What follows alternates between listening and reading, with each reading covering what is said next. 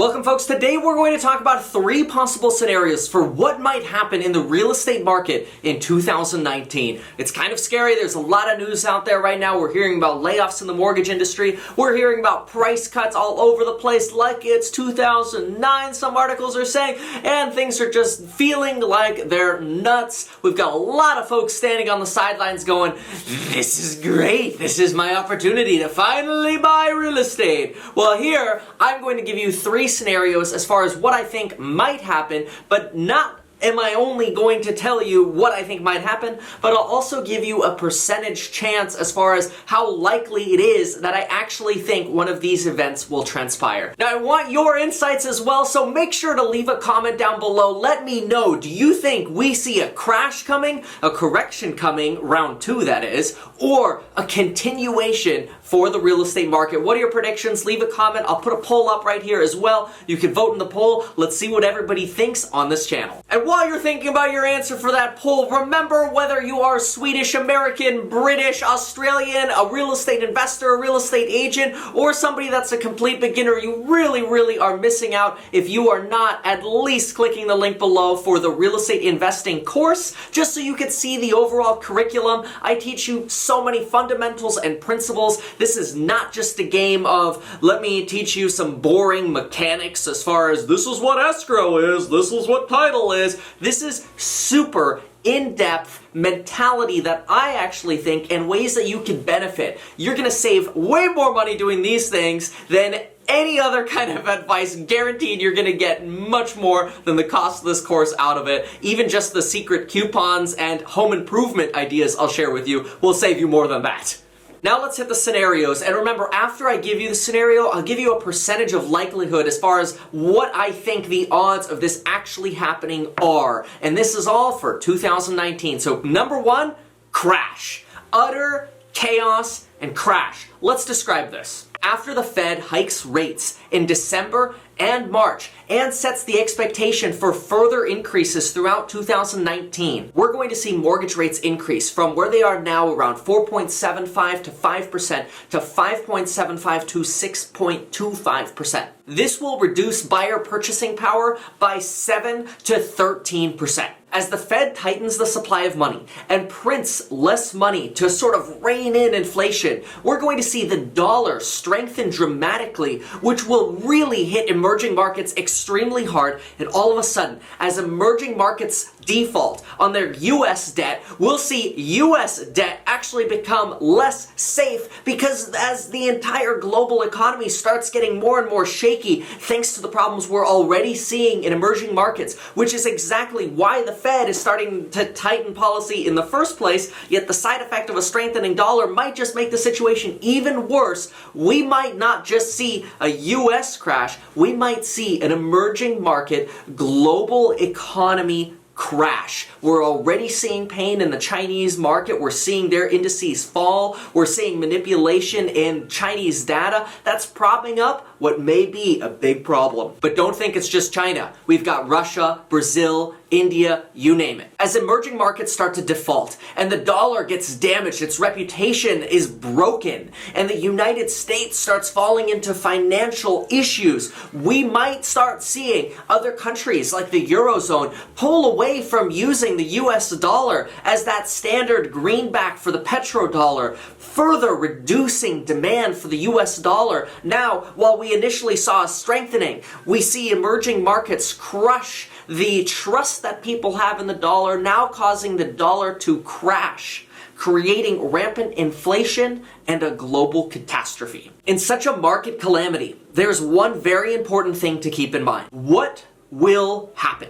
Will there be rampant inflation, or will the market get so rough that people just stop spending entirely? Unemployment goes through the roof, GDP plummets, and we start seeing a situation of deflation rather than inflation. That is a decrease in prices, a decrease in incomes, rather than an increase in prices of things as the dollar becomes less valuable. The answer to this question is really difficult because on one hand, if we see inflation and you already have mortgage debt, or you buy a house now, or you buy units now, or you buy apartment buildings now, you will actually benefit from rampant inflation, assuming that you're insulated, assuming that you have enough cash reserves, you have cash flow, and you have limited variable debt that could get called and take you out quickly. As long as you have fixed term loans and you can continue making the payments, you should be able to survive this calamity. Certainly property equity values will drop 25 to 35% and we'll see catastrophe in asset pricing. But as long as you're prepared and you're stable and you're not subject to loans getting called because you borrowed on margin or you have risky subprime debt,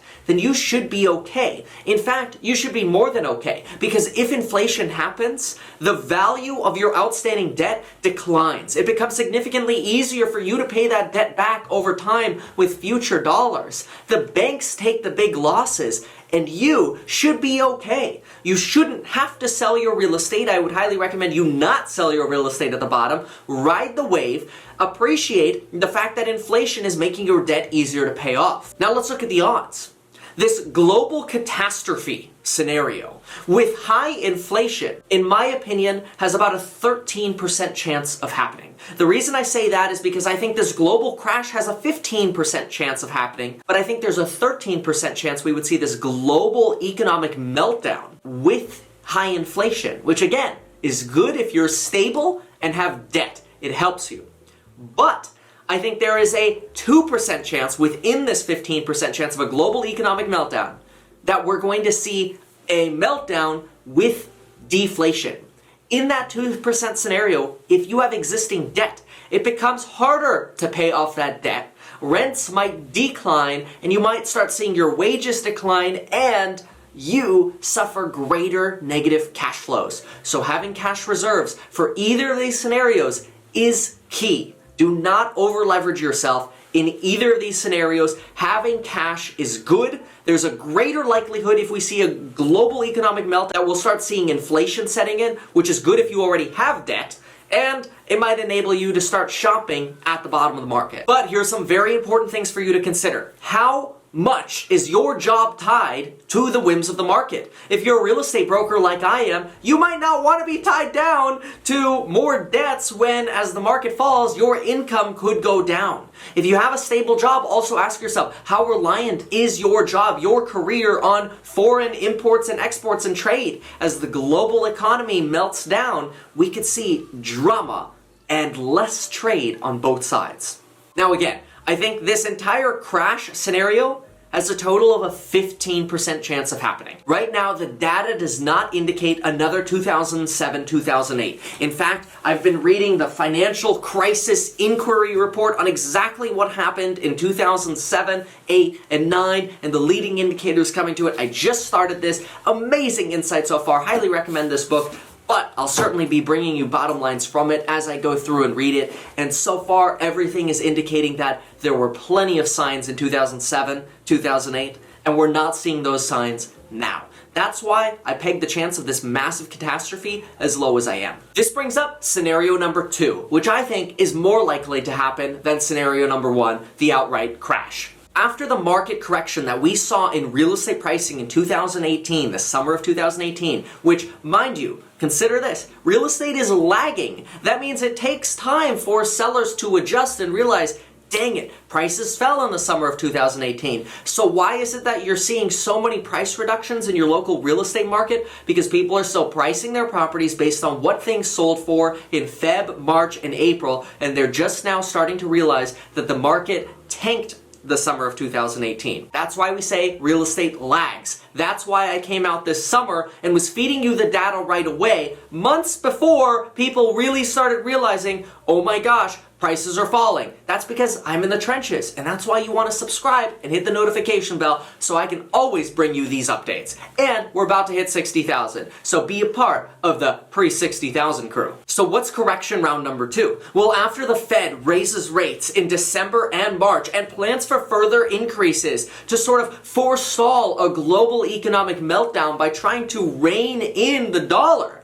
We might see real estate purchasing power do the same decline of 7 to 13%, and asset prices might significantly fall. We might see that if the economy is just moving at a steam rate of, say, 3%, and we see a 13% decline in purchasing power, we might see another 10% decline in prices in the summer of 2019, and that'll be predicated on how the market reacts to the interest rate hikes of December 2018 and March 2019. So the summer of 2019 might become buy time if you're looking for real estate. It'll certainly put real estate on sale. Now, scenario number 2 also implies that the imminent future of a global economic meltdown wouldn't happen if we saw another soft correction. This is likely going to be driven by the fact that so many people are right now sitting on the sidelines waiting for real estate prices to fall, and as soon as they start falling another 7 to 10%, people might start picking up on the idea that I'm not seeing the global indicators that we saw in 2007, 2008. Emerging markets are now stabilizing. We'll see how that actually plays out at the beginning of the year and towards the end of this year.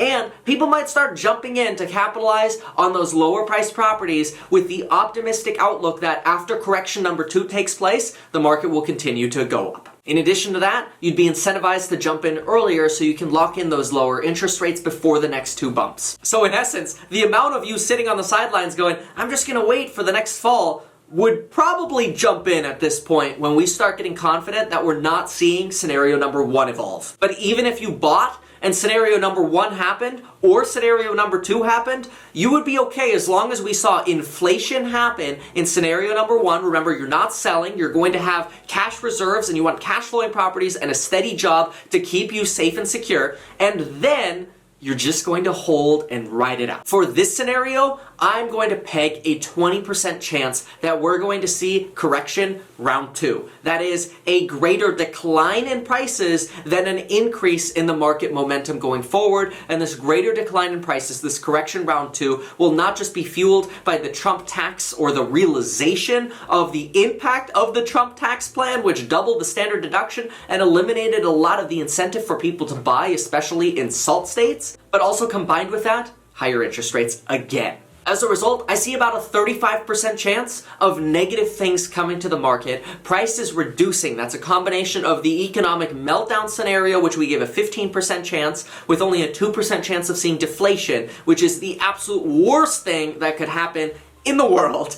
Deflation is bad, and it's very, very bad for borrowers. And then, of course, combined with this 20% chance that I see of correction, round 2. Scenario number 3. Now, I hate to say this for you crashers out there, but if you're doing the math, you probably already realize that I think there's a 65% chance that we are just going to see a continuation. That is, we're going to see the market and the economy continue to grow at a steady pace, 3 to 4% GDP. We're going to see asset prices possibly increase in the neighborhood of 5 to 8%. Now, water that down for real estate by the decline in purchasing power thanks to higher rates. So we might actually only see returns in real estate of 3 to 4%. It'll be interesting to see how things play out, but this is sort of a little bit of a prediction here. Obviously, these are all just my opinions, but this is also in line with what the Federal Reserve sees coming. That is a decline in the pace of our economic acceleration, not necessarily a free fall crash,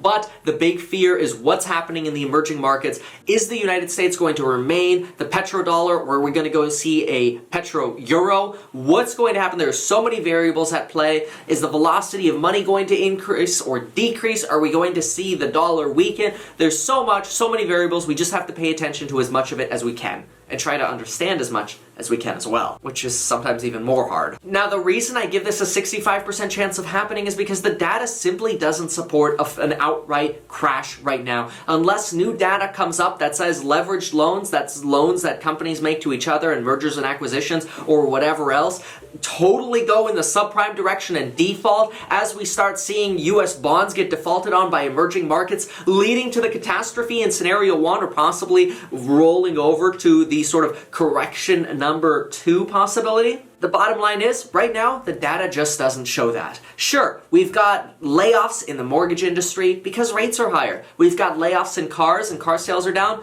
because rates are higher. These are natural things that are going to happen. So far, this is what I'm looking at, and these are my predictions based on everything that I'm seeing out there, and I'm going to continue to provide more insights to you, and I'm going to teach you how you can actually see these things happening, find the data that I find in the real estate investing course. Check out the link if you haven't yet. I'm serious, it's amazing. So what are some conclusions here? Well, no matter what happens, I highly recommend you stay away as much as possible from any chance of negative cash flows. I recommend you pay off any kind of variable debt and be prepared for the market to fall in the event that it does. But don't be afraid to buy a good deal if you have cash on hand and you're not overextending yourself to make that deal happen, so that in the event you buy a deal and the market evolves and I'm wrong with my 65% prediction and it said we see one of these 35% chances happening, then at least you're insulated from the risk of the market falling. Obviously, this is all my opinion. I highly encourage you to formulate your own opinion with as much information as you can get. Thank you so much for watching. Please hit that subscribe button.